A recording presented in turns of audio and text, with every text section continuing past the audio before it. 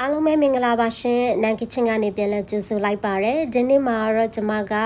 ချွတ်ရွရွနဲ့အရန်ရတာရှိတဲ့စိတ်မကြော်လေးကိုလုပ်ပြသွားမှာပဲဖြစ်ပါတယ်အဲ့ဒီအတွက်ကြောင့်မို့လို့စိတ်သား1ကီလိုအရွတ်မပါအယိုးမပါတဲ့အသားကြီးကိုပဲ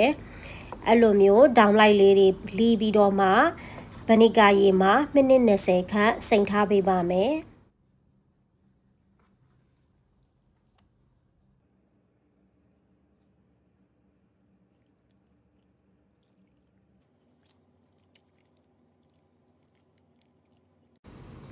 အခုလိုမျိုးမိနစ်20ရေစိမ်ထားတဲ့နောက်ပိုင်းမှာတော့ရေနဲ့ဆေးချလိုက်ပါမယ်အခုဆိုရင်တန့်စင်ထားတဲ့အသားတွေကိုလိုအပ်တဲ့ဂျင်းကရဝေးရွက်စားရေအဲ့ဒီလေးမျိုးကိုထည့်ပြီးတော့မှအသားနူးလာတဲ့အထိထည့်ပြီးတော့မှပြုတ်ပါမယ်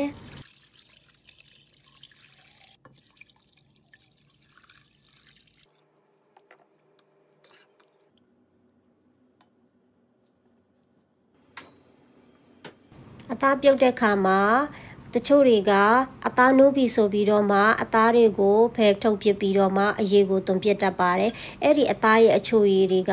အရေမှာကြံခဲ့တတ်ပါတယ်အဲ့ဒီအတွက်ကြောင့်မို့လို့ရေကိုအခုလိုမျိုးခန်း6တီအထိတည်ထားပေးရပါမယ်ပြီးရင်တော့အသားတွေကိုအပြင်ကိုဆက်ထုတ်ပြီးတော့မှခဏလောက်အေးခံထားပေးရပါမယ်အေးသွားပြီဆိုလို့ရှိရင်တော့အသားလေးတွေကိုအမြင်လေးတွေဖြစ်အောင်မှွာပေးရပါမယ်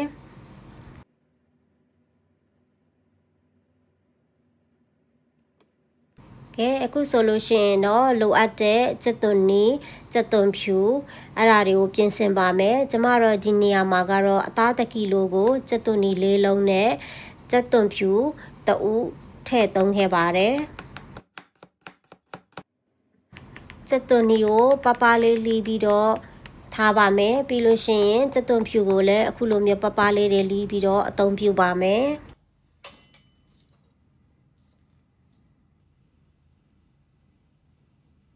ကြက်သွန်နီကိုစကြော်ဖို့အတွက်စီထည့်ပါမယ်စီပူလာပြီဆိုရင်တော့ပပလီထားတဲ့ကြက်သွန်နီတွေကိုထည့်ပြီးတော့ကြော်ပါမယ်ကြက်သွန်နီကိုတော့နီရဲလာတဲ့အထိအောင်မကြော်ဘဲနဲ့90%လောက်ကြက်ပြီးဆိုလို့ရှိရင်တော့ပပလီထားတဲ့ကြက်သွန်ဖြူကိုထည့်ပြီးတော့ကြော်ပါမယ်နဲ့ကြက်သွန်ဖြူလည်းအဲ့လိုပဲကြက်သွန်ဖြူလေးနည်းနည်းလေးနွမ်းပြီးဆိုလာနဲ့ဒီအနေအထားလောက်ရောက်ပြီဆိုလို့ရှိရင်အမြင်လေးတွေလှုပ်ထားတဲ့အသားကိုထည့်ပြီးတော့မှရောပြီးတော့မှကြော်ပါမယ်အသားလေးတွေကနည်းနည်းလေးကျွတ်လာပြီးမာလာပြီးဆိုတာနဲ့ကြက်သားမုံကိုထည့်ပါမယ်ကြက်သားမုံကတော့ option မှာမိမိစားရဲဆိုလို့ရှိရင်တော့ထည့်သုံးလို့ရပါတယ်ပြီးတော့ကျမကအနံ့လေးပုံမွေးအောင်ဆိုပြီးတော့မှပင်းတော်တင်ရက်ကိုထည့်ပြီးတော့မှကြော်ခဲ့ပါတယ်ပြီးတဲ့နောက်ကျမကစပွဲတင်စွန်းတစွန်းနဲ့ငုတ်တီခွဲချမ်းအကိုထည့်ပြီးတော့မှရောကြော်ခဲ့ပါတယ်ဒါကတော့ optional ပါမိမိကအဆက်စားတယ်ဆိုလို့ရှိရင်တော့ထည့်နိုင်ပါတယ်ရုပ်သီးခွဲချမ်းထည့်ပြီးပြီဆိုလို့ရှိရင်တော့10မိနစ်လောက်ရောကြော်ပြီးတာနဲ့မိဖို့ဘောကနေပြီးတော့ချလို့ရပါပြီ